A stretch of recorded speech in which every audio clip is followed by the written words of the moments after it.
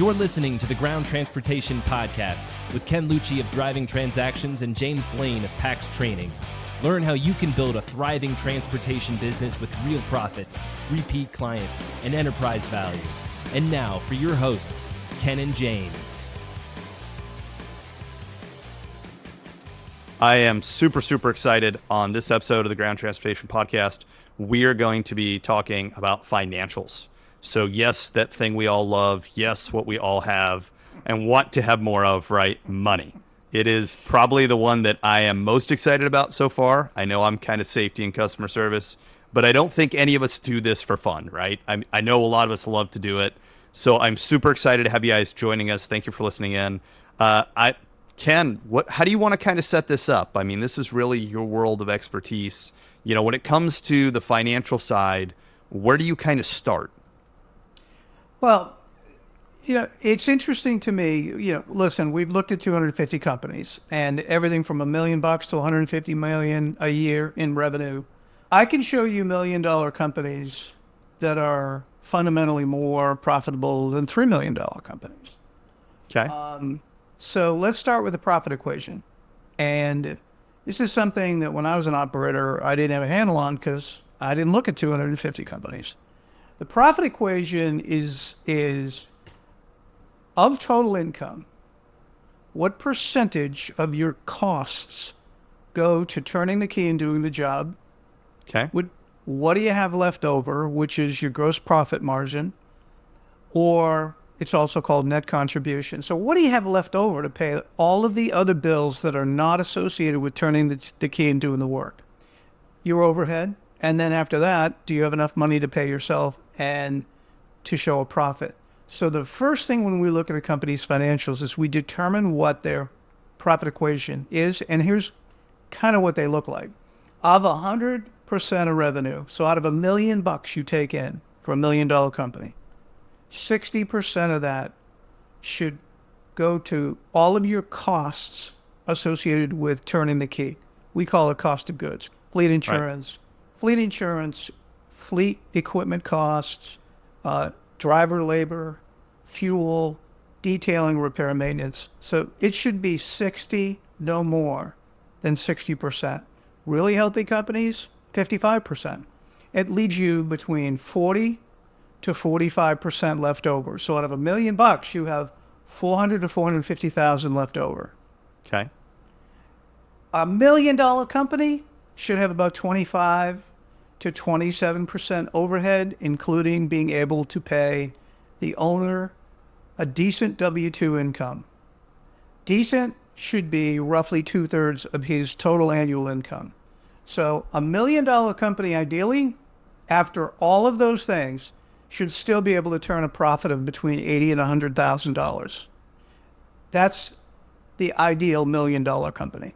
As you go up from there, a $3 million company, the challenge is to make sure that the metrics that you had as a healthy $1 million company, as you scale to 3 million, stay the same. Right. But the owner now should be able, instead of 80 to 100 grand, you should be turning a profit of between 240 and 300,000. Remember the bottom line number of 8% to 10% net ordinary income. That's what the financial healthy metrics look like. And the way I look at it is your blood pressure, your cholesterol, your heart rate, right? Huh. But sadly, a lot of companies don't even look at their financial metrics at the $1 million level. They just run it with their reservation system, and they give what amounts to a shoebox full of information to the poor bastard they call a bookkeeper or accountant. And and unfortunately, we get called, it seems a lot more lately, on companies that have unhealthy metrics. Ken, I'm constantly running out of cash, and I don't make a profit, and I'm not able to pay myself. What's wrong? The numbers exist somewhere. The problem and the solutions exist somewhere in that equation, right? Either you're really high on your costs, right, and your overhead is too high, and that's usually, if your gross margin is too low, I know that your prices are most likely below market. And let me ask you something, because one of the interesting things that I hear is as owners, the line between what the profit is and the company making a profit and their actual salary get kind of blurry, right? So there's a lot of times that I hear, oh, well, we have this percent profit, and we're doing this on the owner salary side. What is the differentiation between those two look like, and how, obviously being a business owner myself, I can tell you over the years, that's kind of something that I've always struggled with. Because, and I think a lot of owners are going to appreciate this. A lot of times you say, I'm going to sacrifice profit. I'm even going to sacrifice paying myself now. I need to put that money towards growth. I need to put that money towards building my business. So how do you separate those two out? And what does that kind of look like in the way you think about it, Ken? Okay, first of all, if you're the last person to be paid and you're not paying yourself and your business is showing a loss because you say, I'm going to pour all the money back into growth, my question is always, are you sure you're throwing money at an organization that is actually financially healthy? I'll give you an example. If one of those metrics are off and you have a cash flow problem, you really have to fix it before you keep throwing money at it, okay? But if you said to me, I'm taking a nice W-2, but you know what? I'm not going to take a distribution this year because I'm going to use that leftover money to buy a piece of equipment. That is a company worth sacrificing for, right? So my answer to you is if the company has the most healthy financial metrics you have, regardless of its size, right? And the key number is you're making money on every single trip because your gross margin is above 45%. Yeah, it's worthy of investing in computers, technology, etc. But if after you're done paying all your costs to turn the key, you get 25% left over, you're just throwing good money after bad. Does that make sense? Yeah, absolutely. And I think help us kind of understand then, what's the difference then, if you're thinking about this as an owner, between the distribution and the salary? Because I see a lot of people that kind of fudge those. Yeah. 100%. I mean, I've looked at companies and my business partner and I have a presentation we call A Tale of Two Companies. And it's two companies that are $750,000 apiece, which is, on the very small side of what we normally deal with. And you have one where the owner's taken out six figures, okay? And he's taking $60,000 of that in the W-2, and he's taking $40,000 in the year-end distribution. You have company two, which is doing $750,000. Where the guy's not taking out anything, and he's taking out whatever's left over, distributions, monthly cash, whatever it is. Here's the problem with that scenario, okay? One company is bankable. One company can go to a traditional lender and get a decent loan. The other company cannot afford to buy inventory and repair parts, buy new equipment, okay? And it's not traditionally lendable because the owner is not taking out consistent income. W-2 income, first, there's many benefits to it, okay? And if anybody gives you additional advice, I can tell you after looking at 250 companies, they're not correct. W-2 income feeds your Social Security. It allows you to have a basis for a 401k. The IRS likes to see a business owner have 2/3 of their total owner compensation in W-2 income, and then the final third being an annual distribution. And what those distributions do is kill the profitability of the corporation. Yes, you're going to have to pay personal taxes on that. Okay, so let's break it down. If you're on a P&L as an owner, and you're taking 50 to 60% of your total owner compensation out as W-2, you're going to have a nice net ordinary income from the business. At that point, you can choose what to do with that money. You can either declare a profit and pay tax, corporate tax, which nobody likes to do, or you can use that capital for distribution, where you pay personal income on it, or you can use that money to buy an asset, which now gives you a tax deduction for depreciation purposes. Okay, so there's so many reasons why you shouldn't exist just on distributions. Okay, banks don't want to lend to a company that can't support its owner, right? And I know companies that are $5 to $7 million companies that make this mistake. I know companies that are 5 to 7 million that the owners are paid on a 1099, and I'm like, okay, well, wait a minute. You're not feeding your Social Security. You have no ability to take and create a 401k based on a piece of that. Now, can you've mentioned Social Security, right? And I know that one of the things that I was taught, right, wrong, or indifferent early on was, anything you can do to avoid paying Social Security, to avoid paying anything you can is an advantage.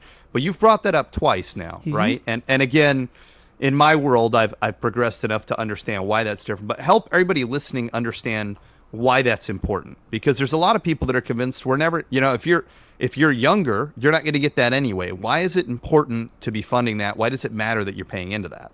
Well, I mean, people have been saying that since the day Social Security was enacted, and I believe it was Franklin Roosevelt, which would be 1940s. Around that time, yeah. Right. So I am a firm believer that planning for retirement should be threefold. It should be a base Social Security, it should be individual 401ks, and it should be outside investments, that are tax deferred. That's just my opinion. Entrepreneurs who don't pay into Social Security are betting on a future where they will be funding 100% of their own retirement. And it's more of a personal preference. So if you said, hey, as an entrepreneur, I don't want to do that, you have plenty of places to go. You can do SEP retirement funds, which is a self-employed retirement fund. But the other piece of that is if you're not paying yourself as an employee or W-2, you're being watched in reference to your quarterlies. Legally at that point, you have to do quarterly declarations. You have to do quarterly pay-ins. So you really have to. That's why the IRS, I hate to say rule, the IRS likes to see 50 to 60% in W-2 and then the remainder of owner consideration as a distribution. Now, here's the beauty of being an owner, and I'm not giving tax advice here, but a good tax planner will tell you you can take a portion of your mortgage, and because this is a 7-day-a-week business and you do business from the house, right? That's tax deductible. Your vehicle, your gas, your cell phone, et cetera. So let's not even talk about that. But I don't want to go down the rabbit hole a lot on financials. But the number one issue I see with companies of all size is they don't understand what their individual profit equation is, or they have an unhealthy profit equation, which means they're underpriced.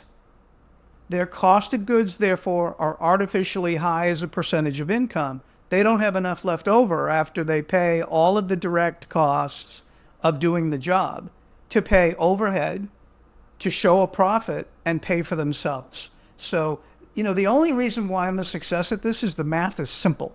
It's not trigonometry or calculus or, anything advanced. And when you look at 250 of the same thing, you see that the equation of out of 100, 60% cost, direct cost, 40% gross profit, we like to see 27% G&A, and then leaving you like an 8 to 12% net ordinary income. Okay.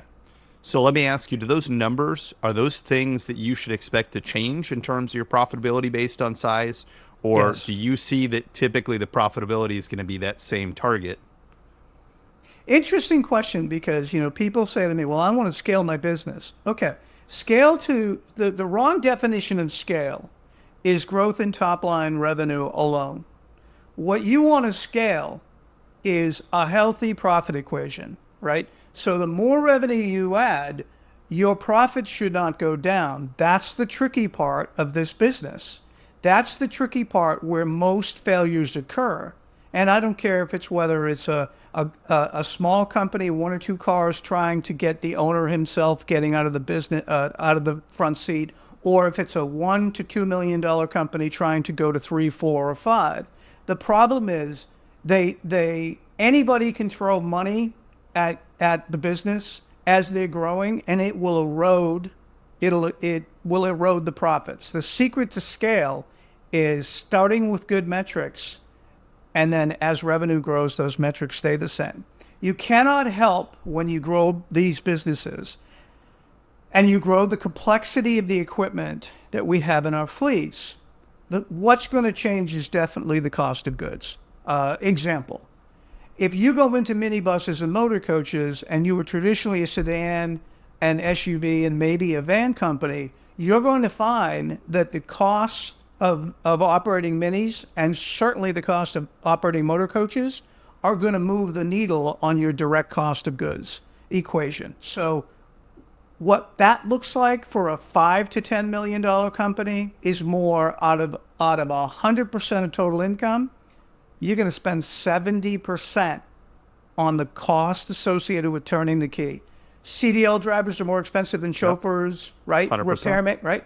So the trick there is when you're dealing with a gross margin of between 30 and 35%, now you better have true economies of scale in your overhead, right? So your overhead is not going to grow exponentially with your revenue from 3 million to 5 million. Your overhead's not going to go up by the same percentage. So the secret there is a real tight infrastructure and resisting the urge to add recurring expenses if you can. So then what does that look like in terms of services? Because I know, especially kind of moving towards the future, there are a lot of companies that are viewing motor coaches and larger vehicles as a way to grow into, more profitability. We're going to make more money. They're going to pay more for it. But what are the services that you should be growing and what are the services you should be staying away from? What does that look like? So let's start with the fact that it is extraordinarily difficult when you're trying to make a volume play as a sedan SUV, what I'll call, even if it's a high touch flat car operator. If all you're doing is providing sedan and SUV and you're doing a volume play where you're in the lowest price point in your market, you're not going to make any money. The secret to profitability in this business is diversification of fleet and diversification of services. I'll go to my grave. They'll probably put that on my coffin along with EBITDA. Most people don't know what EBITDA is, but that's okay. You should. And tell us real quick, what if you don't know what EBITDA is, that's okay. We're here to save you. What does that stand for, Ken? EBITDA is earnings before interest, taxes, depreciation, and amortization. It is the bottom line number, right? So you've got net ordinary income or income, profit from the day-to-day operation. And then down below, you have the EBITDA equation. And the EBITDA equation is what banks and guys like me look at to value businesses. So these businesses will trade on a multiple of EBITDA. Now, the EBITDA for these businesses, don't get me started, should be high teens to low 20s is healthy. Okay. So if you had $1 million company, what would you expect the EBITDA to be? $170,000 to $220,000. Yep. Dimes to donuts. That's a healthy EBITDA. Okay. Yeah. Now, most of the companies we have see with single-digit EBITDA, it's simple. They're missing the E. They're not showing a profit, or they have an operating loss from their day-to-day operations. All right. Now, don't make a mistake. I'm not talking about making a profit and paying taxes. I'm talking about posting a profit from the day-to-day operation of the business, having $10 left over from every ride after you paid the drivers, paid all of the cost, and then paid all your G&A expenses. And that's what our industry is based around. It's if you have $1 million company and you're paying yourself along the way a W-2 income, if you're posting $100,000 profit from the operation, you're doing good. You're doing well. You're doing well. And I think you've kind of teed us up, right? Because we kind of went a little off track there explaining EBITDA, but I think one of the things that you've almost inadvertently teed up is selling value, right? Because if you're trying to do a volume play, we are not going to be Uber, right? You're not going to be able to go in there and do absolutely insane amounts of volume. So being able to have that higher price point, being able to live in that space is a huge deal, right? I pity the companies that are trying to go head to head with in the sedan and SUV market with Uber on a volume play. It's unwinnable. It's a suicide mission. Now, if you notice, most of the companies in our industry, when Uber came in, we went through fighting with Uber, and then the realization that maybe we might want to do some other things. Meaning we might want to add the executive vans really exploded, the minibuses, the motor coaches. The sprinters. The sprinters. So the answer to your question is, if you want to be a financially healthy company, diversification of services, diversification of fleet offerings is critical, because you can spread and you can make more of a gross margin on your 5 to 6 hour charters compared to a sedan or SUV trip to the airport. Absolutely. And I think we see a lot of companies still that kind of think of that point as, I'm going to escape to those bigger vehicles. And so I guess from a financial standpoint, if you're going to go to those larger vehicles, if you're going to focus on that more, what is kind of the impact there? Kind of back to that question we asked earlier. What do we grow into and what do we stay away from if we're looking to build a healthy company? Good question. I mean, if you're going to use your vans to do corporate shuttle contracts or shuttle contracts with airline crews, is what I see a lot of, right? And you're going to do gross, low gross margins. You're not adding any profit to it, right? We just looked at a company that had a 24/7 hotel shuttle contract with vans. And when we finally did what we call a sidecar P&L on it, they were making 18 to 20%. And I'm like, you might as well have stayed home.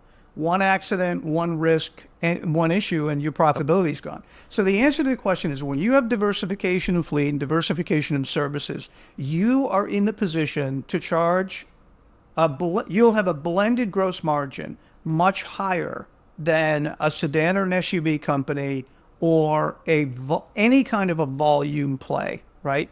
The other piece of the volume play is insurance companies don't want them. The insurance companies don't want 24-hour a day, 7 days a week vehicles on the road.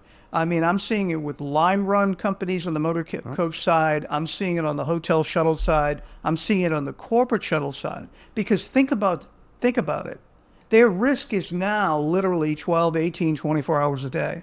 So my answer to you is, if you're going to, if to you success is volume of trip, you're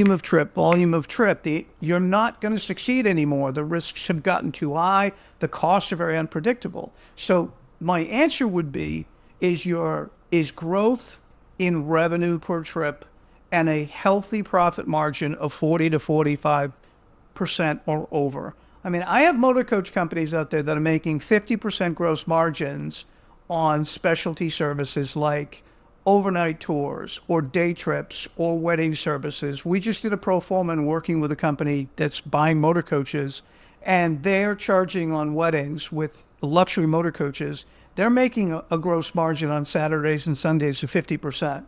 Instead of having the unit sit, they're making 50% margin on those units. And the beautiful part about it, they're putting 40 to 50 miles on that piece of equipment versus that motor coach doing a line run for a few hundred miles and making 20% gross, right?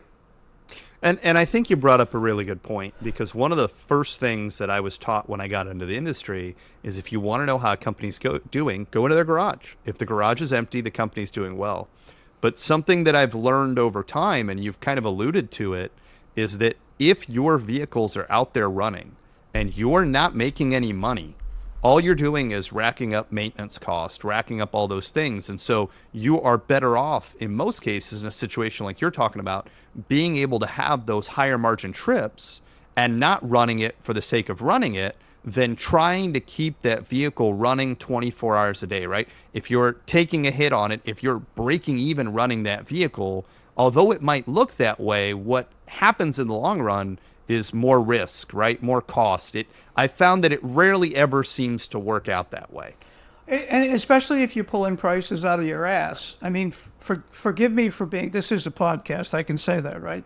I mean, absolutely. And that's what a lot of companies do, right? That's exactly where the pricing comes from. Their ass. I mean, I had somebody on a company that we had for sale say to me, "Oh no, we make 45, 50% gross margin on that corporate shuttle contract." I'm like, let us be the judge of that. When Let's run the numbers.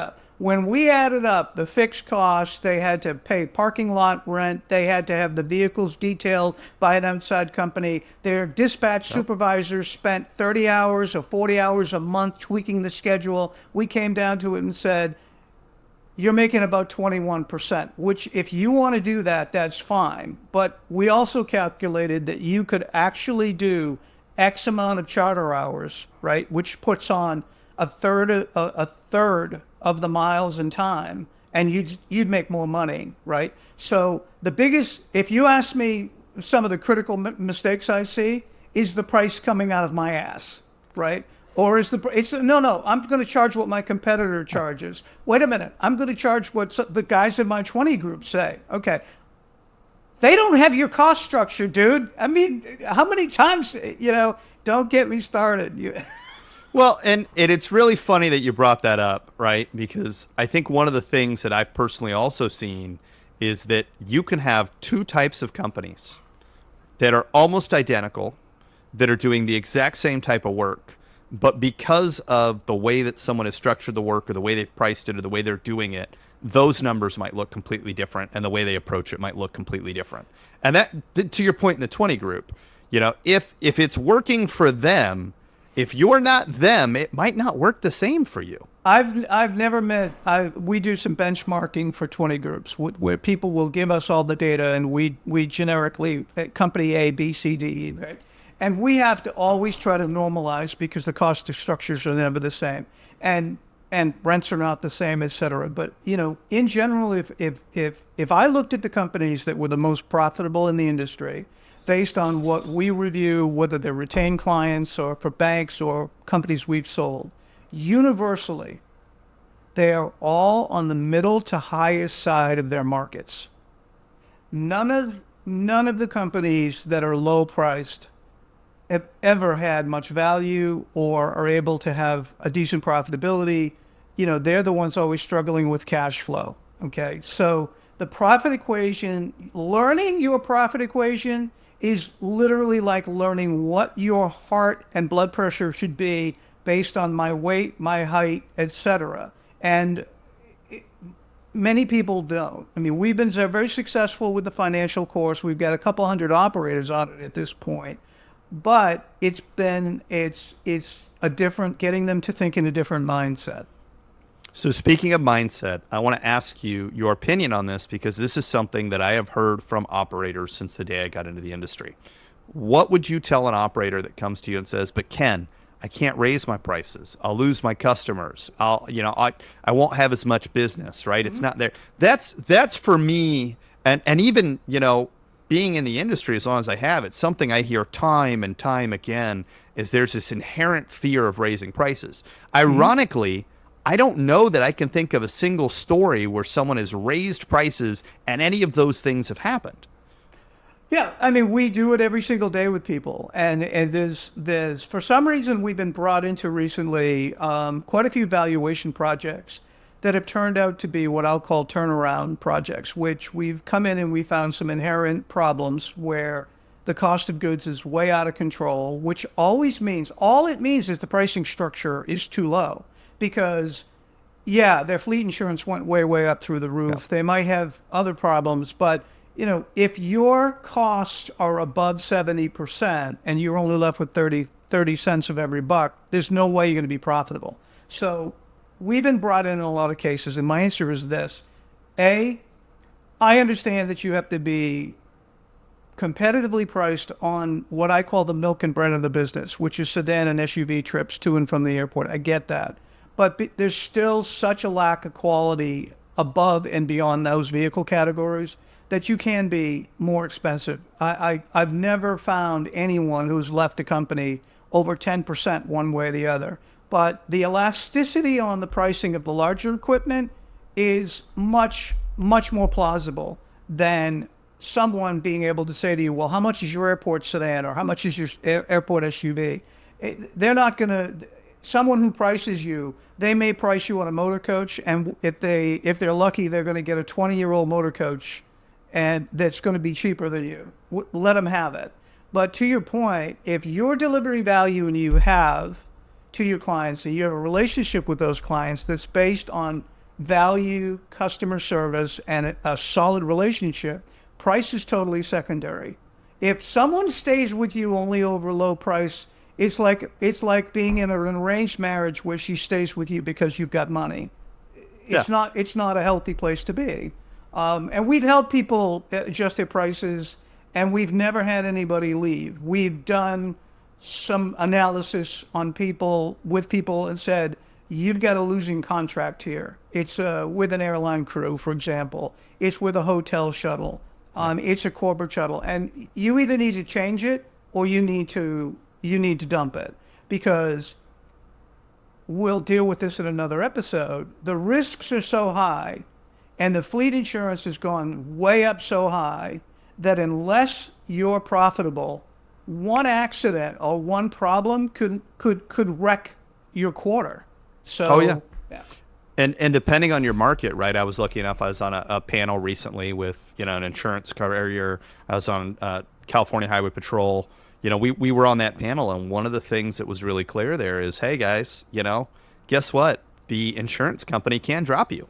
And if you're in a market where you've got insurance carriers pulling out and there's a limited pool to pull from, that one accident could be the issue. And to a wonderful point you just made, if it's on a contract that's not a winner anyway, and you're just rolling wheels to roll wheels, is it really worth the risk, or is that time and money that can be put towards something that is going to be more profitable? And that brings us to what kind of customers you should have. And my answer is definitely diverse, right? So you should not have your revenue concentration, revenue concentration with 1, 2, or 3 customers. You should not have more than 20 to 30% total with affiliate work only. And if you do have 20 to 30%, it should be diverse over quite a few networks. That's not as profitability is there on the affiliate side. It's not as much of an issue as pre-pandemic. But if you have a variety of clients, you have some large corporations that may do an RFP every year, and they may really be attuned, their purchasing people may be really attuned with pricing. You might want to balance that out with professional practices like doctors, lawyers, private individuals that travel a lot. I love high net worth people that love to travel 6 8 times of the year. Mr. and Mrs. needs an SUV, and, they go out of town 12 times a year. When they're in town, they use us to go out for birthdays and anniversaries. So diversification in services, diversification the fleet operates, and diversification of clients is the key to profitability. I know I deal a lot with companies, and we come in and look at financial health of them, and they're doing an overwhelming amount of like 60, 70% sedan and SUV work. They're just not going to be profitable unless they've got no overhead whatsoever. Right. And the same thing, we'll touch the holy grail. We'll touch that third rail. The companies that only do affiliate work, they don't have any primary relationships. Those are the least profitable we see, because they don't have enough protein along with those carbs. They don't have enough diamonds. They don't have enough higher profitability clients or service types. They're just solely doing affiliate airport and sedan work. It's very, very difficult. I'm going to trigger you, Ken, because I know this is something that you see that absolutely drives you nuts, but I think it's something that's worth mentioning. How many times do you see companies where they've got personal assets, boats or toys or things intermingled with the company? Too often, yeah. What is that real world impact, right? Because I see a lot of owners, they go golfing, they might have that golf cart with the logo on it, or they might go to the lake and they've got that boat with the logo on it, and they've got that put into the company because it seems like a great place to keep it. But what's the real world impact of that? So, you hit upon something that I deal with all the time, and what you've got there is a perfect definition of a lifestyle business. And I say this to people all the time, all companies are businesses, but not all businesses are companies. And if you have a lifestyle business, God bless you, but typically it will die when you die. The statistics on selling those kind of businesses are probably 1 in 10. if you want to do that, and then you have 3 or 4 good years where you've extracted your toys and you've played it straight on the financials, it becomes a sellable asset. I'll never forget, I represented a company in Nevada, and it was not a profitable company, and it had old equipment. And one day we, for some reason, had a FaceTime meeting, and they were in their garage. And in their garage are 4-wheelers and snowmobiles and all kinds of stuff, right? And I'm like, what are you doing? And they expected me to sell it. And usually one goes with the other. Where they're running a lifestyle business, but they think it's worth a pot of gold. And again, the axiom of not every company is a business. There's no question about it. Every company is a business, but not all businesses are companies. So if your goal is to run a lifestyle company, God bless you. But don't look to me to create traditional lending relationships for you, or look for me to try to sell the business. Because you're reducing your odds greatly by mixing apples and oranges, right? Everybody knows that you're hiding things in your financials. That's not the place to hide them. Okay, it's just you're going to get caught. Well, and I think kind of trying to wrap up and find the right place to kind of tie the bow here. Mm-hmm. One of the things that I think we all share is all entrepreneurs, all business owners, regardless of why we got here, we're all looking to be able to have the type of lifestyle that we want, to be able to have the type of company, the type of business that we want. Just kind of closing thoughts here, bringing it together. What is it that you can do as an owner that's going to allow you to have those nicer things, to be able to take that money out? If I'm trying to measure the pulse of my business, if I'm trying to figure out how we're doing as a business, where am I spending the time? What am I doing? What's going to move that needle? And then how do I get that money back out to enjoy it? This may be oversimplistic, but profits solve problems. And I think I'm going to make some t-shirts about that. Profits solve problems. The most profitable companies I know are where the owner every week is engaged with their financial metrics. And we have month-end summaries with all of our retained clients who are on our program. And it's simple. If you focus on your critical financial metrics and you make sure they're healthy and you improve the ones that are not, okay, this can be a good business. This can be a business to build your dreams and to build wealth by taking money out and doing other things with it. The most successful own buildings. The most successful own real estate, and the business is a cash flow vehicle. But you can't have a cash flow vehicle if you're not profitable and struggling for cash. So my answer is, growth for the sake of growth is the ideology of the cancer cell. Growth for the sake of profit is where wealth is created. And growth, I would rather have a $1.5 to $2 million company with a higher NOI, net ordinary income, and a nice W-2 for his owner and cash to pull out than a $3, $4, or $5 million company. Because somewhere along the line, their scaling has failed them because they scaled on a foundation that was shaky to begin with.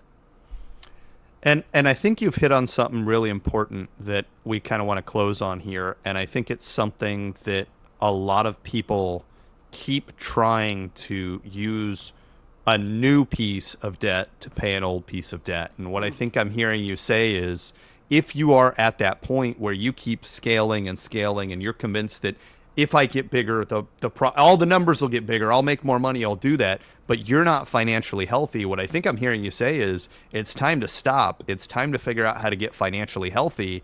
And then once you're financially healthy, you'll reap those benefits of scaling. Yes, you have to build a foundation of muscle before you go out and you want to, be a power lifter. You have to figure out your financial health at whatever level you are now in order to properly scale. And that is the misnomer in this business. That misnomer is the focus on the biggest fleet, the focus on the most revenue. The bottom line is, and if any of us found this out during the pandemic, is 2019 was a top shelf, top line revenue. Everybody had top line top revenue money, but nobody was making it. No one was making a profit. Coming out of the pandemic, we all right-sized our organizations and we did raise prices.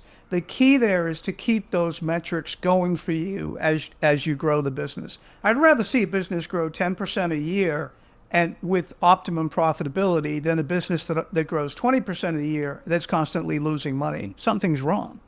Right. Well, I think that kind of tees us up perfect because you actually have a financial course that's going to help companies do that and help figure out how to set that up. Yep. So I think the way we'll kind of close out is I'll let you kind of tell us about that course and how operators can connect with you. So Driving Financial Success we launched based on the best practices of 250 companies that we reviewed. We looked at and we created the best tailored financial format for our industry that puts all of the numbers in order on your chart of accounts, and it allows you to pull out the critical metrics to manage. One, for example, is your driver labor should be between 25 and 27%. New Jersey, New York, California, maybe 31%. But if you have it all lumped in one payroll down in G&A, it doesn't work. So we separate out everything in a strict cost of goods format.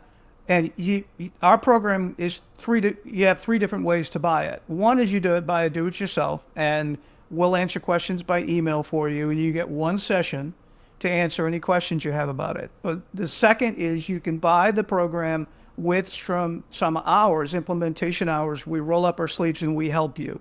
The third way to do it is give us the keys to keep your QuickBooks, give us access to your CPA and bookkeeper, give us access to your reservations, and we'll do it all. And we'll include all your KPIs. I promise you this, if you get your business into our format, you'll never look at it the same. You will know at the end of every month where to tweak things. You will also know how to grow it in the right direction because you're going to know the gross profit margin on every type of service. And to find out about it, you just go to drivingtransactions.com. And Driving Financial Success is not to be confused. We've got another one coming out on business development.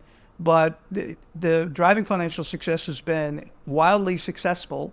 And with operators that actually implement it, they improve their profitability. They can improve their W-2. They know where to spend their money. They know if their debt is too high. They know where their problems are, and you get them on the path to fix them. It's definitely the answer from a financial health perspective of the business. So where do they need to go to get that resource to be able to jump on that program and start using it? Drivingtransactions.com. You can set up 30 minutes and I'll take you through the whole thing, or you can buy the program, do it yourself. I like to do 30 minutes with people because I want to understand what their position is now. If you're in dire straits, you don't want to do it yourself. You probably want us to get involved to try to fix it relatively fast. But just go to drivingtransactions.com. Well, Ken, I got to tell you, this is, I don't know about you, this is the highlight of the week for me. So I'm excited to have done another episode. I hope that everybody's going to join us again on the next one. Yep. And thanks for listening, everybody. Thank you for listening to the Ground Transportation Podcast. If you enjoyed this episode, please remember to subscribe to the show on Apple, Spotify, YouTube, or wherever you get your podcasts. For more information about PAX Training and to contact James, go to paxtraining.com. And for more information about driving transactions and to contact Ken, go to drivingtransactions.com. We'll see you next time on the Ground Transportation Podcast.